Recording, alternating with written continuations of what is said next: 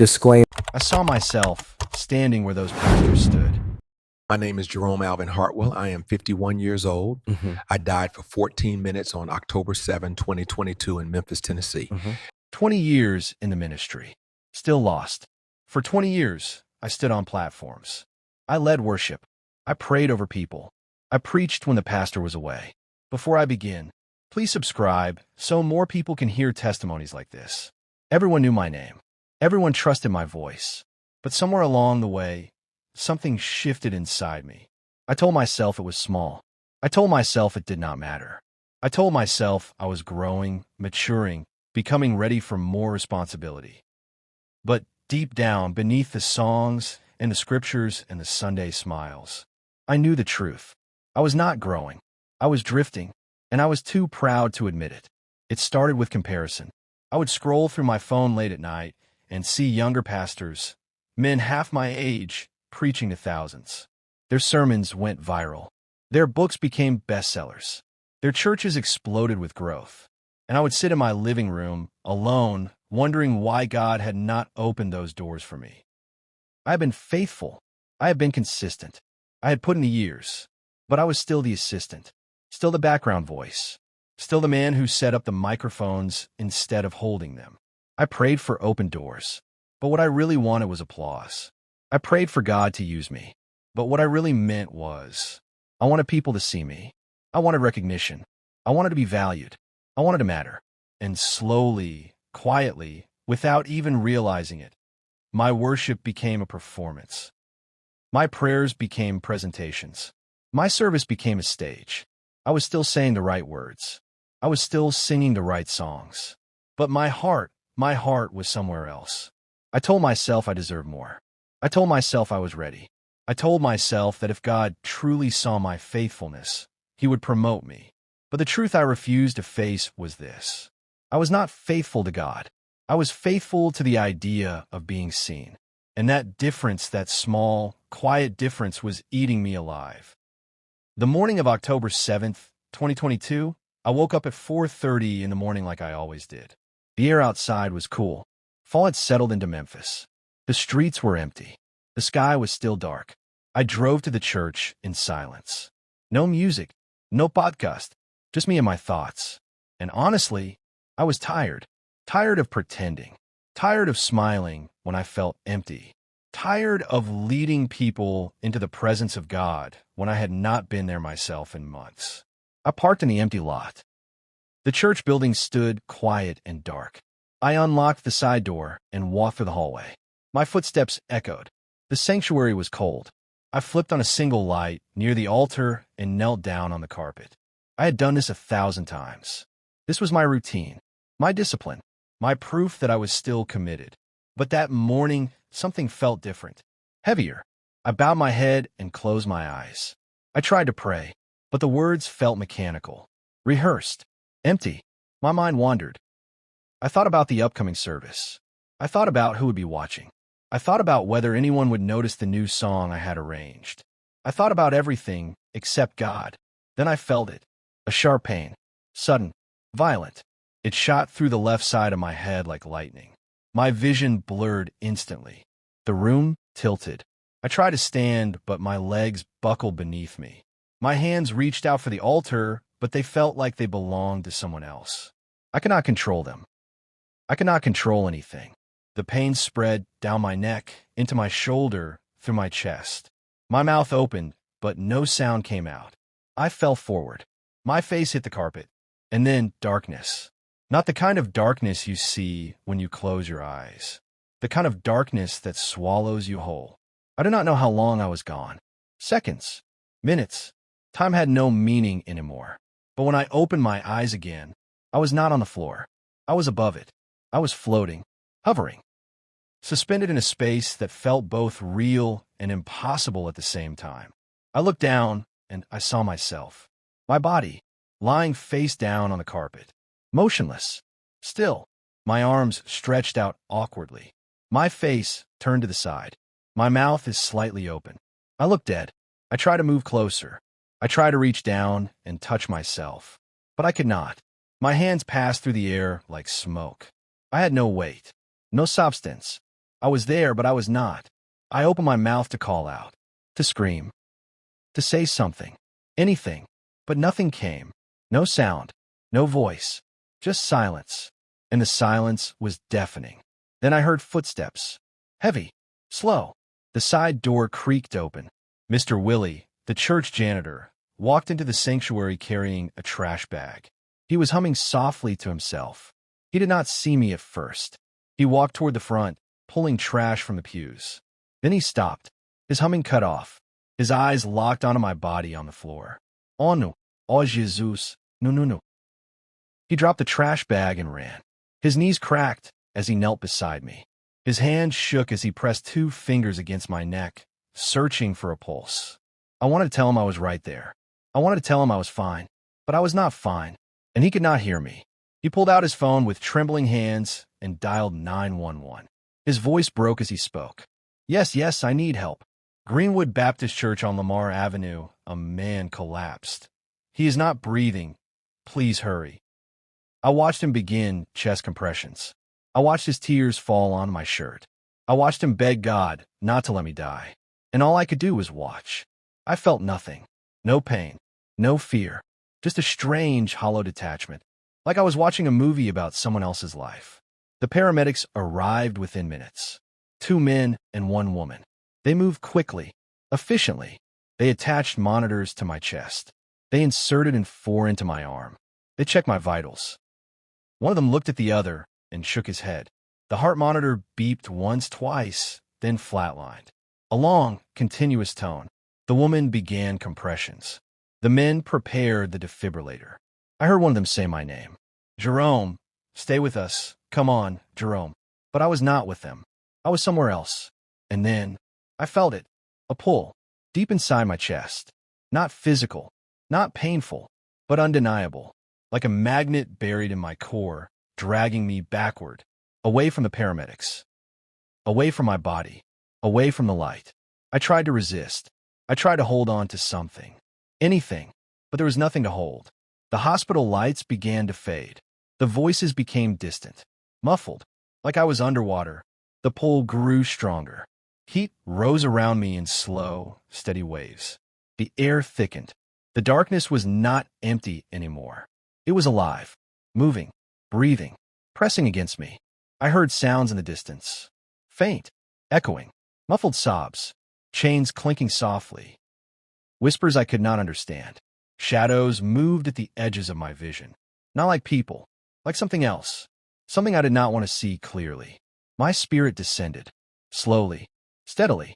The ground beneath me became solid. Warm, cracked. I was no longer hovering. I was standing. And I realized with a cold, creeping horror, I was not going up. I was going down. The realization wrapped around my chest like iron chains. This was not a dream. This was not a vision. This was real. I was here. Fully awake. Fully aware.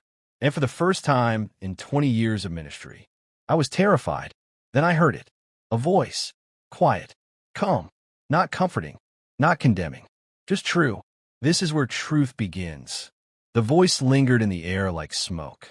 This is where truth begins. I stood frozen. My feet were planted on ground that felt like sun-baked pavement in the middle of July.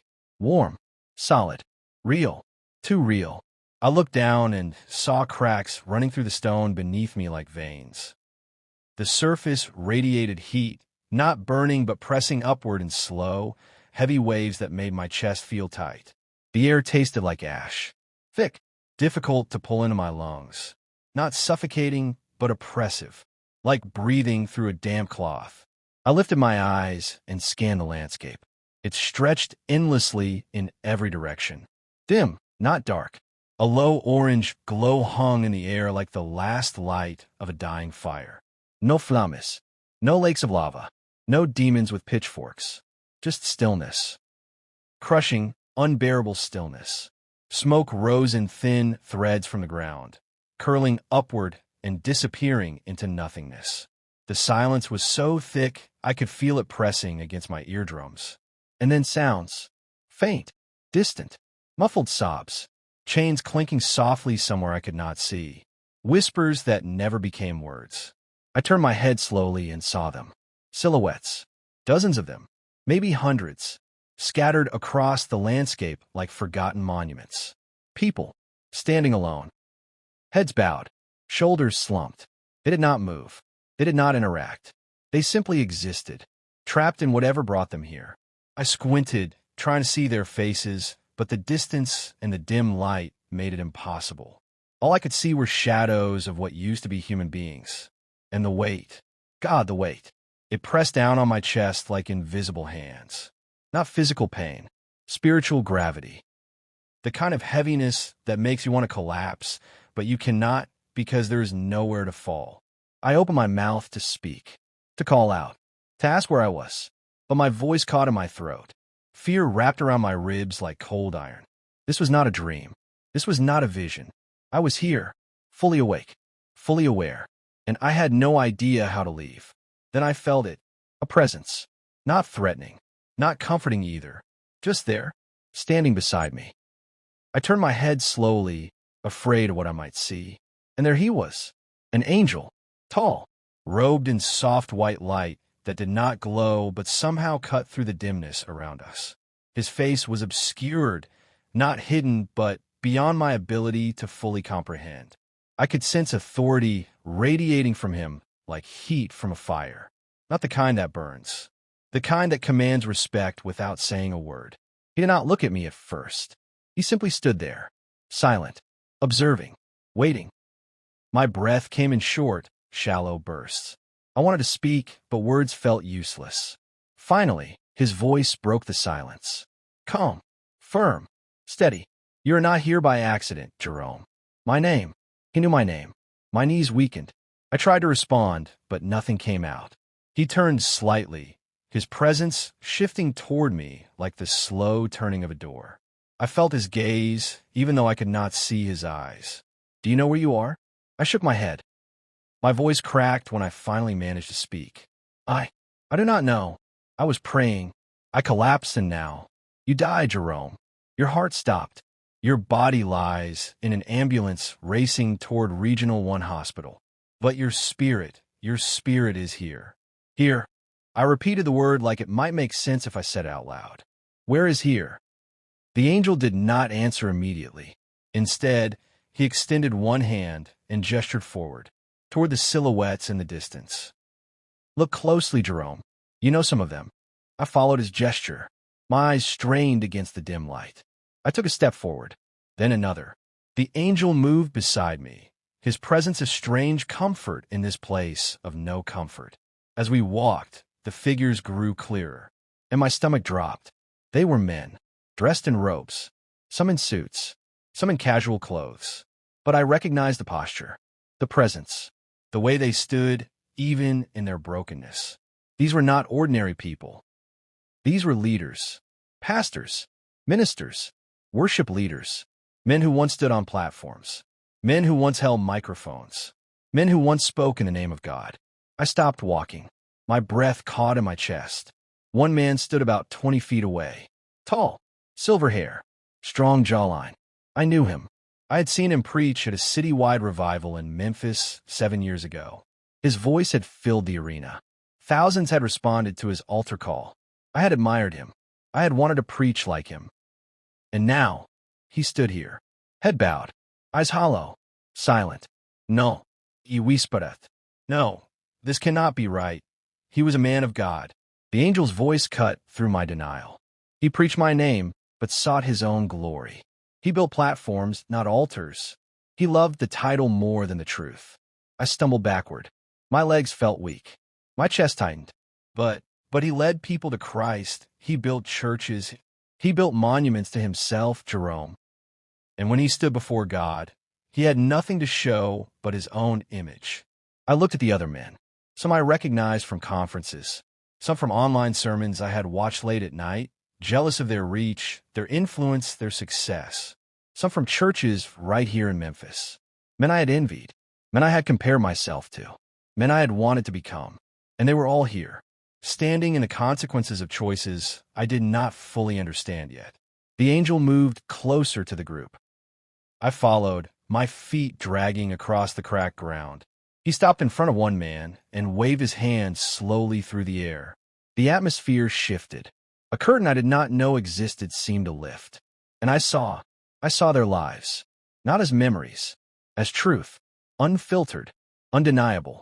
I saw a pastor refusing correction from his elders because God spoke to him directly. I saw him dismiss accountability. I saw him silence anyone who questioned his decisions. I saw him use scripture to justify his pride. I saw worship leaders standing on stage, eyes closed, hands raised, looking anointed, but internally calculating how many people were watching, how many would compliment him afterward, how many would share the video online. I saw him choose songs not for worship, but for spotlight. Not for God, but for himself. I saw a preacher building a brand, marketing his sermons like products, counting followers like trophies, using God's word to grow his platform instead of God's kingdom. I saw him turning the gospel into content, turning salvation into a sales pitch, turning the cross into a logo. I saw ministers more concerned with their reputation than their character, more concerned with being seen than being transformed, more concerned with influence than intimacy with God. And the people followed them. I trusted them, gave their money, gave their time, gave their hearts. And these men led them nowhere. Or worse, they led them here. The angel's voice grew heavier, sadder. Pride convinced them they were anointed when they were only applauded. And applause became their God. I covered my mouth with both hands. Tears burned in my eyes. My chest heaved. I wanted to look away, but I could not, because I recognized the pattern. I had seen it. I had felt it. I had been walking it. The angel turned toward me fully now. And for the first time, I felt his gaze pierce through me like a sword. You were walking the same path, Jerome. This is why you are here. Not to condemn you, but to warn you before it is too late. No. I shook my head violently. No, I am not like them. I serve faithfully. I lead worship. I pray. You perform. The angel interrupted. His voice was not angry, just true. And truth hurt more than any accusation ever could. You perform, Jerome, and you have been performing for years. My mouth opened, but no defense came, because deep down, I knew he was right. The angel gestured again. Look again, but this time look at yourself. And the curtain lifted once more.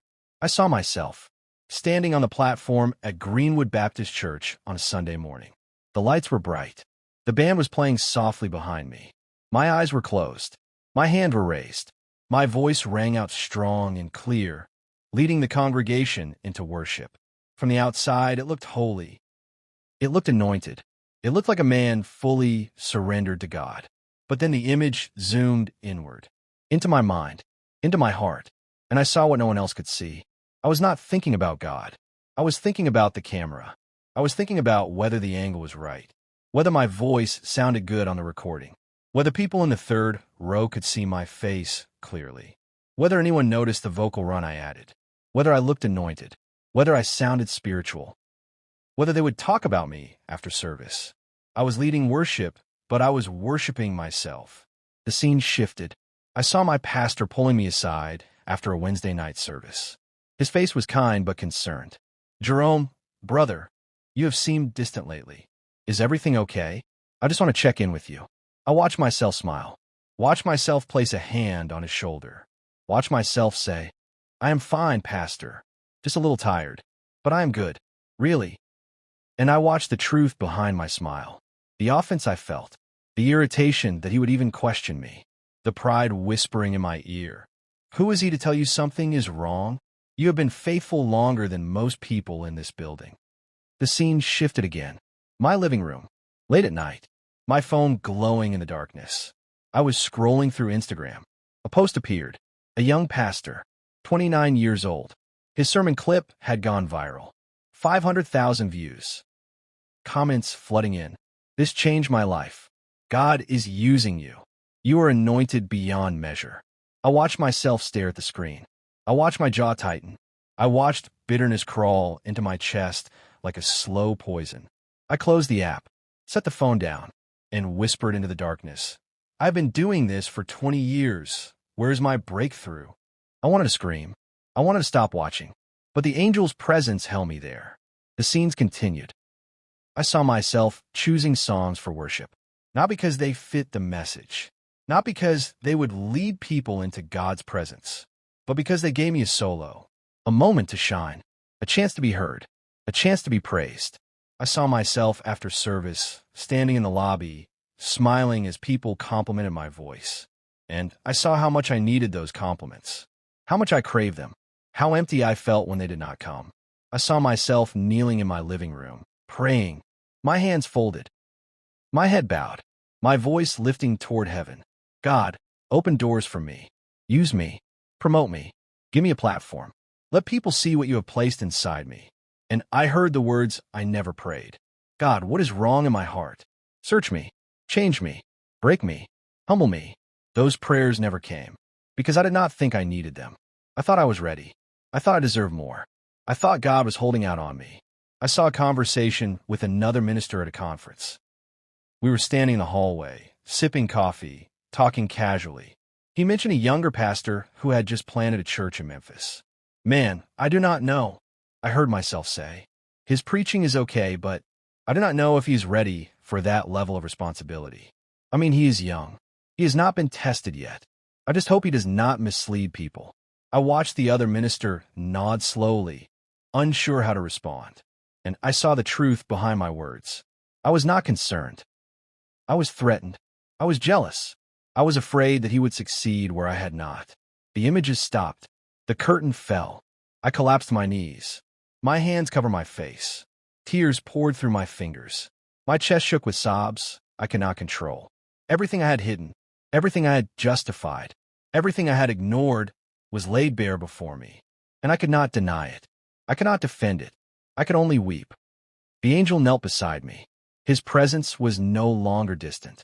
It was close, compassionate, but still firm, still true. His voice was quiet, but it carried weight that pressed into my soul. God does not share his glory with anyone, Jerome, not because he is jealous, but because glory belongs to him alone. When you take it for yourself, you step into a place you were never meant to stand. And that place leads here. I nodded through my tears. I understood now. I finally understood. The angel continued. These men standing before you were not sent here for preaching. They were not sent here for leading worship. They were not sent here for serving in the church. They were sent here because they made themselves the center. They turned God's house into their stage. They turned his people into their audience. They turned his word into their brand. And when they stood before him, they had nothing, because everything they built was for themselves. I wiped my face with shaking hands. My voice was barely a whisper. I was doing the same thing. Yes, the angel said. You were. I did not even realize it. Most do not. Pride blinds slowly. It whispers softly. It justifies constantly. And by the time you see it clearly, you have already drifted far from where you started. I looked up at him, my eyes red, my face wet. What do I do? How do I fix this? The angel stood. He extended his hand toward me. Ministry without humility is just performance. And performance does not build the kingdom. It builds monuments to self. You must tear down what you have built in pride and rebuild in surrender. I stared at his hand. Then I looked at the men standing in the distance. Silent, alone, trapped in their own choices. I realized I was one decision away from becoming them. One choice. One moment of refusing to change. One more year of pretending. One more sermon performed instead of lived. One more song sung for applause instead of worship. And I would have ended up here, not as a visitor, as a resident. I reached up and gripped the angel's hand. He pulled me to my feet. The heat around us intensified. The shadows stirred. The ground beneath me trembled slightly. The angel looked into my eyes, or into my soul. I cannot tell the difference anymore. Your time is not finished, Jerome. You will return, but you will not return the same. Why? I asked, my voice breaking. Why am I being given another chance? Because mercy is still available, and because others are walking the same path you were walking. You will warn them. The weight of those words settled on my shoulders like a mantle I was not sure I could carry. Warn them? Yes. Tell them what you have seen. Tell them that God is not impressed by platforms. He is not impressed by applause. He is not impressed by titles or followers or fame. He is only impressed by surrender. The heat grew unbearable. The air shimmered. The angel's grip tightened on my hand. And then light. Sudden. Blinding. Bursting through the darkness like an explosion. The light exploded around me like a bomb detonating in reverse. Blinding. Pure. Overwhelming. The angel's grip on my hand tightened until I thought my bones would crack. And then I was moving. Not walking. Not floating. Being pulled. Launched. Ripped upward with a force so violent it felt like my spirit would tear apart. The heat vanished instantly. The oppressive weight lifted. The darkness shattered like glass hit by a sledgehammer. Pieces of that realm fell away behind me, below me, disappearing into nothingness. I could not breathe. I could not think. I could only feel the acceleration, the speed, the desperate, frantic rush back towards something I could not yet see. Sound returned in waves. Beeping. Steady. Rhythmic. Monitors. Then voices. Muffled at first. Then clearer. Shouting. Urgent. Come on, Jerome. Come on. The angel's voice cut through everything else one final time. Calm. Firm. Undeniable. Remember what you saw. Tell them. And then, impact. My spirit slammed back into my body with a force that felt like being hit by a truck. My chest convulsed. My lungs expanded violently, desperately sucking in air that burned like fire. My heart restarted with a thunderous, painful pounding that shook my entire ribcage. My back arched off the stretcher. My hands flew upward, grabbing at nothing, at air, at anything. My eyes shot open and fluorescent lights stabbed into my vision like knives. I could not see. I could not focus. Everything was white and blinding and spinning. Faces appeared above me, blurry, moving, talking. A woman's voice broke through first. He is back. He is back. We got him. Another voice, a man, deeper, breathless with relief. Jerome, Jerome, can you hear me? Stay with us. Look at me. I tried to speak, but my throat was raw, shredded. I choked on air, gasped, coughed. Tears poured down my face without permission. I did not know if I was crying from pain or relief or terror or all three at once. My hand shot out and grabbed the arm of the paramedic leaning over me. I gripped it with every ounce of strength I had left. He looked startled for a moment, then his face softened. You are okay, brother. You are okay. We are taking you to Regional 1. To stay with us. I nodded. Or tried to. My head felt like it weighed 100 pounds. My body was not my own yet. It was foreign. Heavy, weak, but alive. God, I was alive. The stretcher began moving. Fast. The ceiling lights passed overhead in rapid succession. White tiles, fluorescent panels, one after another after another. I counted them without meaning to. Anything to ground myself. Anything to prove this was real. The ambulance doors flew open. Cold October air rushed in and hit my face. I gasped again. The sensation was almost painful. Everything felt too sharp, too vivid, too real after the dimness of where I had been.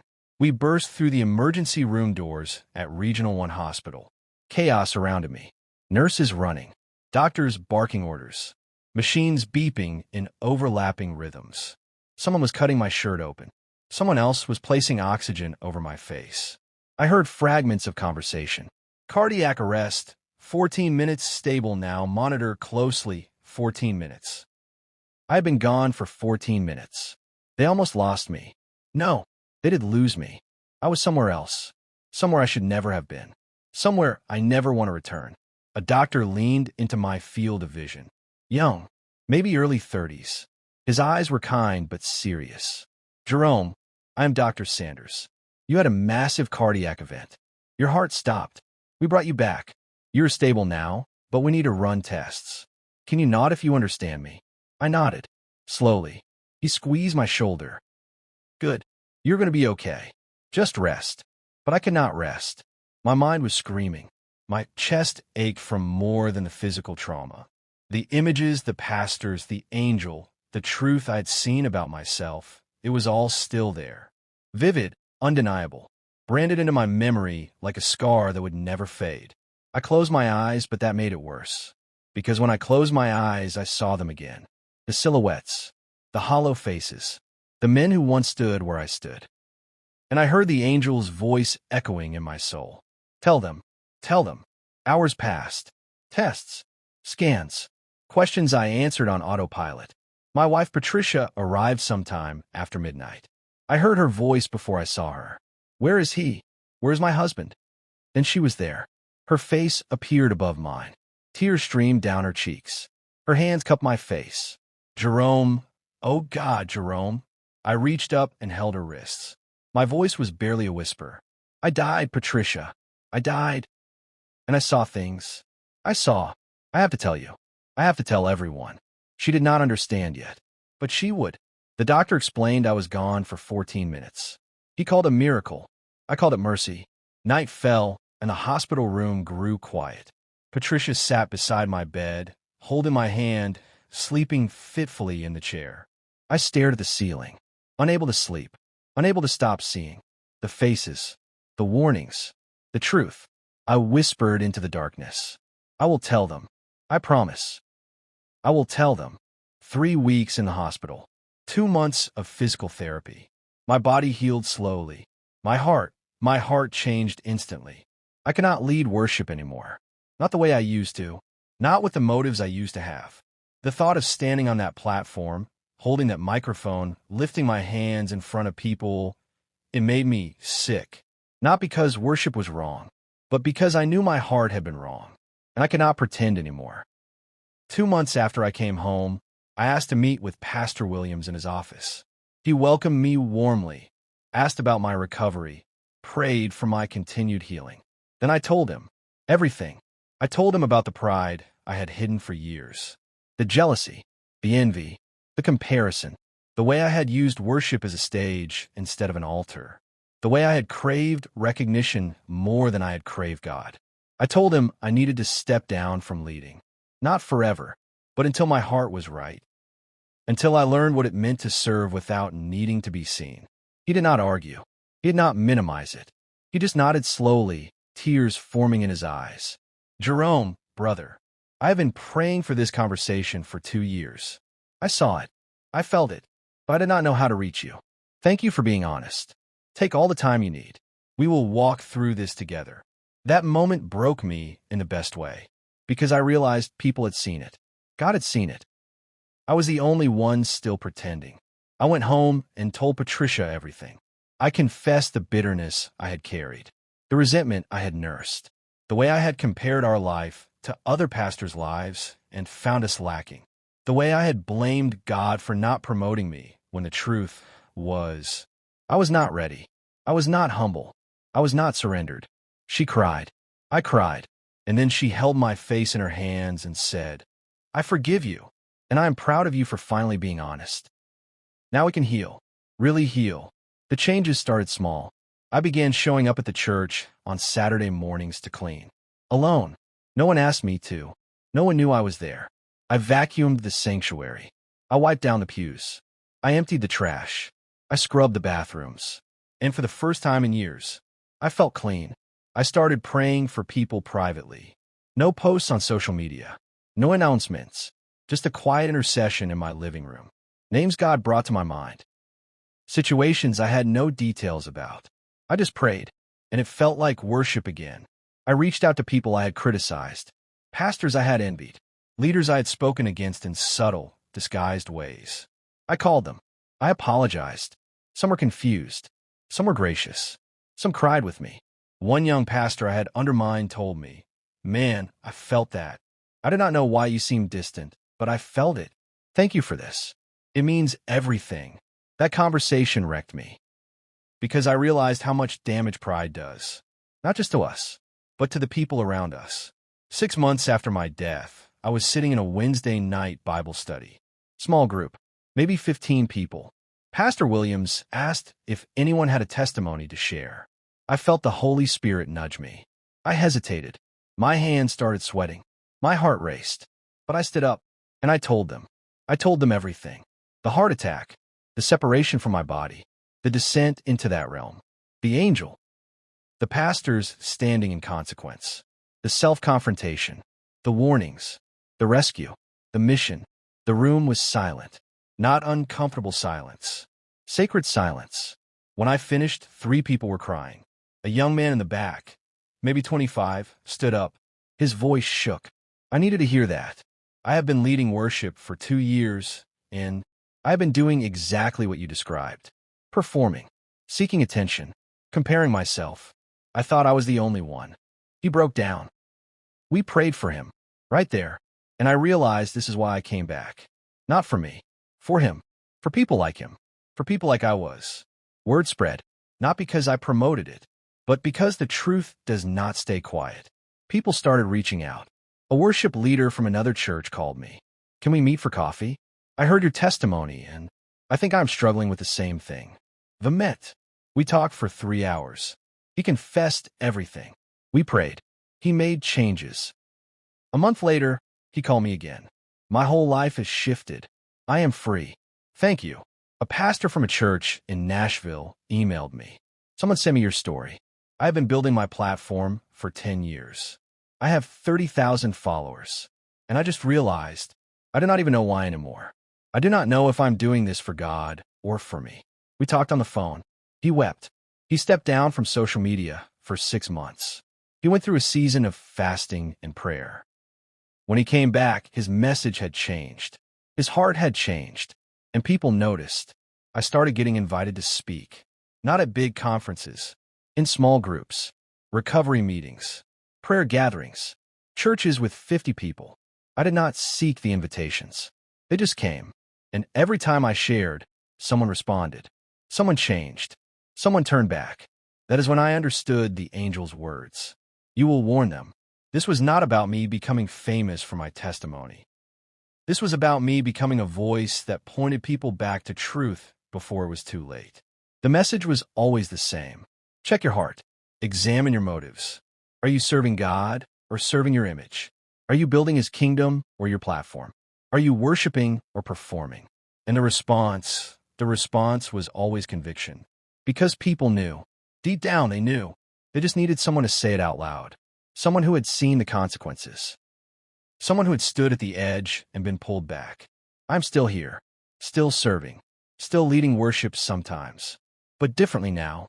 My eyes stay closed because I'm actually worshiping, not checking who is watching. My hands raised because I feel God's presence, not because I want to look anointed. My voice lifts because I am grateful, not because I want applause. And when the song ends and people do not compliment me, I'm okay, because I'm not doing it for them anymore. If you are hearing this, it is for a reason. If you are in ministry, examine your heart today. If you lead worship, ask yourself why. If you preach, check your motives.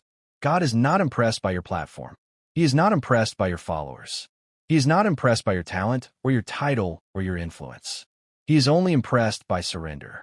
And pride will take you to places you never intended to go. I know, because I almost stayed there. Tell me where you are watching from. I want to pray for you tonight. And if this testimony reaches your heart, stay connected. There are more warnings people need to hear. God is not finished speaking, and neither am I.